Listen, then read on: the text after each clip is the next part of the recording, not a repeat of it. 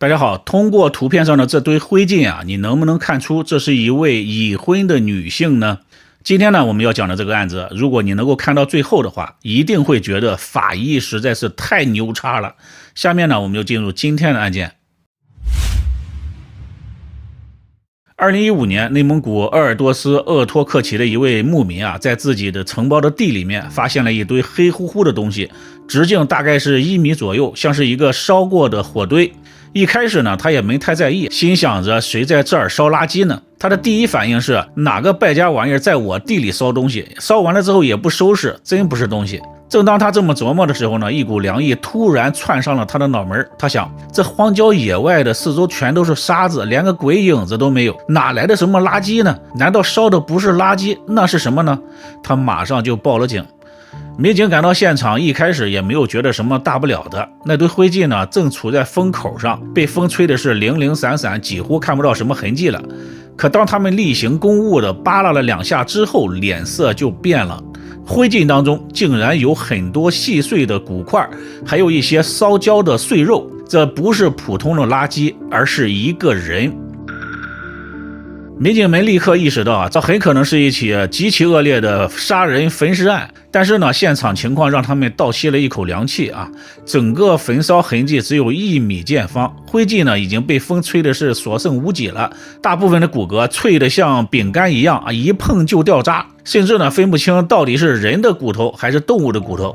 要想从这样的一堆灰烬里面找到真相，几乎是不可能的事情。于是呢，警方请来了一位有着近40年工作经验的传奇法医裴俊德。裴俊德在内蒙古刑事界当中呢，可以说是无人不知无人不晓啊。他长期扎根一线，让他练就了一身的本领。他到了现场之后呢，什么都没说，直接蹲下来开始一点一点的清理那堆灰烬。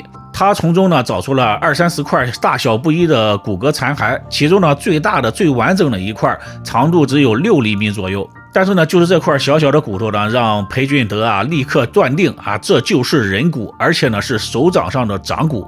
为了不遗漏任何的细节，裴俊德让同事们呢买来了不同网眼的筛子对现场的灰烬进行了一次过3次的筛查。这一筛呢，又筛出了很多东西。首先呢，他们找到了2颗牙齿一个是尖牙，另一颗呢是第一磨牙，外表已经是烧得焦黑了。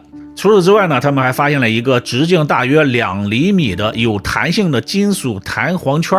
大家可以猜一下，这个弹簧是什么东西？是放在人体哪个部位的？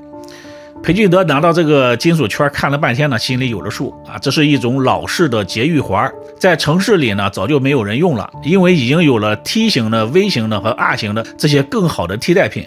还在用这种圆形金属节育环的呢，要么就是偏远的农村，要么就是相对落后的乡镇。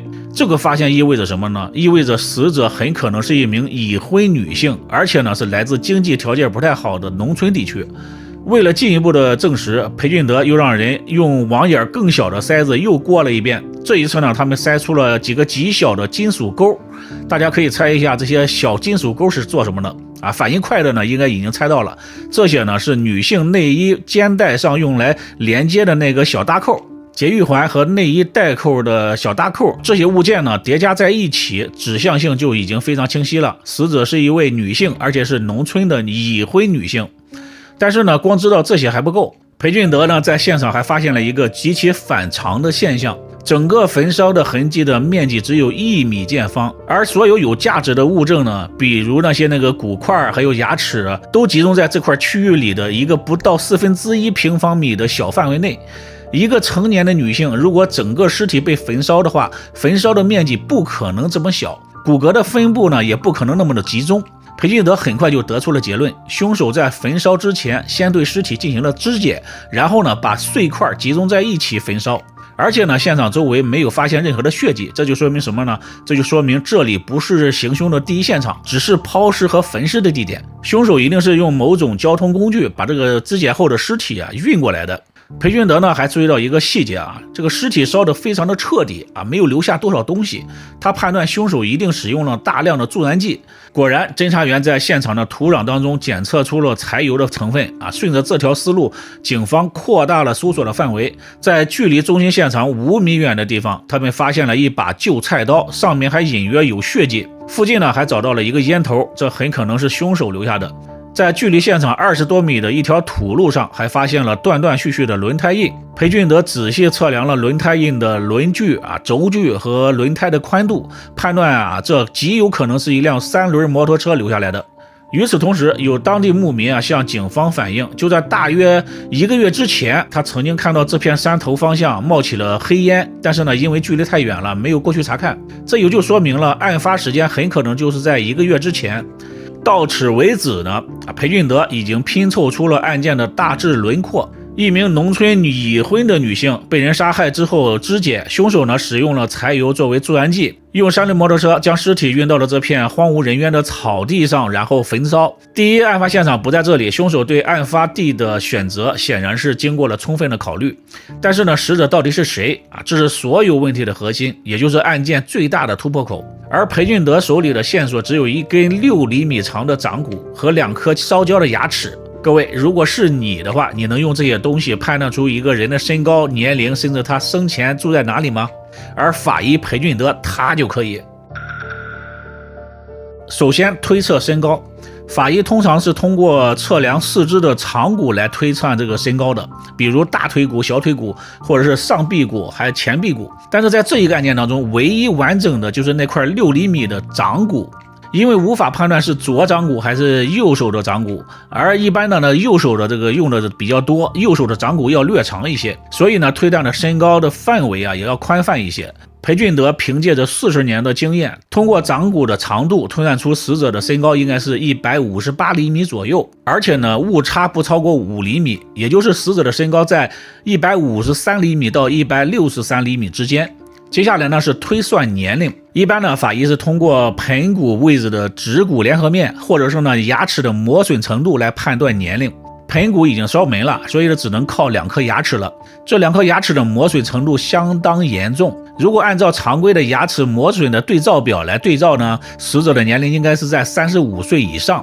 但是裴俊德没有急着下结论，他长期在内蒙古工作，熟悉当地的风土人情，他知道内蒙古地区的居民的饮食结构当中肉类占比很大，长期吃牛羊肉，牙齿的磨损程度要比一般的地区更加严重。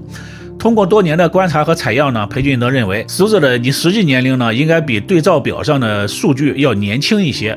最终呢，他将死者的年龄锁定在31岁左右，上下浮动不超过2岁，也就是29到33岁之间。到这一步呢，死者画像已经比较清楚了，成年已婚女性，年龄29到33岁，身高1.53米到1.56米，来自偏远农村。但是凭借着这些信息呢，在内蒙古这么大的一个范围之内找这么一个人，无异于大海捞针啊。裴俊德呢又回到了2颗牙齿上，他在清理牙齿的过程当中发现了一个更加隐蔽的线索，牙齿的根部隐约呈现出一种玫瑰红色，这在法医学上呢被称为玫瑰齿，大多数情况下呢是因为窒息死亡而产生的，也就是说这位女性很可能是被勒死或者掐死的。而更关键的发现呢，是这2颗牙齿表面呈现着一种白垩状的斑块，也就是俗称的氟斑牙。氟斑牙是什么呢？氟斑牙是一种地方病，主要出现在饮用水含氟量比较高的地区这就意味着什么？意味着被害人很可能长期生活在某个高氟地区。他立刻联系了当地研究氟斑牙的部门，拿到了内蒙古境内几个氟斑牙高发区的地区名单。侦查员随机向这些地区的派出所发出了协查通报。果然没过多久呢，距离案发现场100多公里之外，内蒙古乌海市公乌苏派出所传来了消息他们管辖之内呢有一名失踪女性和法医推断的特征高度的吻合。这名女子叫做张兰，31岁，身高1.60米，是一名聋哑人，她的丈夫呢也是聋哑人。警方了解到张兰曾经采取过节育措施，体内放置了节育环，她的年龄、身高、已婚状况、节育环，每一条消息呢都跟裴俊德从徽记当中推断出来的特征完全对得上。经过 DNA 对比，结果证实那堆徽记当中的死者就是张兰。从一堆徽记到确认死者的身份，可以说法医真的是太厉害了。死者的身份确认了之后呢，接下来就要调查死者的社会关系网，然后呢调查凶手到底是谁。警方首先找到了张兰的丈夫啊，丈夫说之前呢他和妻子张兰吵了一架，之后呢张兰就走了。这种情况呢也不是一次两次了，所以呢他也没有太在意。是后来张兰的父母发现张兰一直没有出现啊，这才报了警。刚开始呢，警察和大家的想法一样，觉得张兰的丈夫有作案嫌疑，但是很快警方排除了张兰丈夫的嫌疑。调查发现呢，张兰的丈夫没有三轮车啊，没有三轮摩托车。前面说了，现场曾经呢发现了一个烟头，而张兰的丈夫并没有抽烟的习惯，丈夫的嫌疑很快呢就被排除了。不过呢，丈夫提供了一个重要的线索，张兰每次跟他吵架之后呢，都会离家出走，去一个女性朋友的家里去住。那个女性朋友叫徐鑫。10年前呢，张兰曾经在徐鑫的家里做保姆啊，两个人呢关系一直不错。警方找到徐鑫的时候呢，他的表现让警察起了疑心。他说话比较含糊不清，眼神闪躲啊，明显在回避什么。但是呢，徐鑫这个女人的身材瘦小啊，以她的体力根本就打不过张兰啊，更别说独自完成杀人、肢解、运输、焚尸这一系列的操作，除非呢她有帮手。侦查员很快的就把目光投向了徐鑫的丈夫刘松。刘松呢自己开了一家汽车修理厂，名下呢正好有一辆绿色的带偏斗的3轮摩托车，车的轮胎印呢和案发现场发现的轮胎印是一致的。而且呢，警方在询问刘松案发时间段的活动时呢，他竟然推脱什么都不记得了。更巧合的是，当侦查员去他家里问话的时候，刘松虽然表面上镇定，但能够看出他有点紧张，随手呢就掏出了一根烟点上，而那个烟的牌子呢，竟然和案发现场找到那个烟头的牌子是一模一样。警方还调查了刘松的背景，发现他有过猥亵妇女的前科。侦查员调取了刘松家附近的加油站的记录啊，工作人员一眼就认出了他的照片。就在案发前一段时间呢，刘松在这里啊买过柴油。面对种种的证据啊，刘松最终对犯罪事实供认不讳。真相是这样的，案发前一天晚上，他喝了一整晚的酒，到第二天中午醒来的时候呢，听到卧室里有响声，推开门一看呢，是张兰在里面换衣服呢。刘松呢当时就起了色心，强行和张兰发生了关系。事后呢，张兰用手语比划说他肯定会去告发他。刘松害怕事情败露，于是呢就活活的掐死了对方。随后呢，他肢解了尸体，用自己的3轮车运到了100多公里之外的荒漠，泼上了柴油之后呢，毁尸灭迹。他以为烧成了一堆灰啊，就什么都不会留下来了。但没想到呢，法医能够通过一个个微小的细节，从这一堆灰里面啊，一步一步的查到了死者张兰的身份，进而找到了他。而且呢，也许他是太过自信了，竟然留下了分拣用的菜刀，上面呢还残留着张兰的血迹，而且现场还留下了那个烟头。看过动画片柯南的人都知道，烟头上肯定会残留着他的 DNA。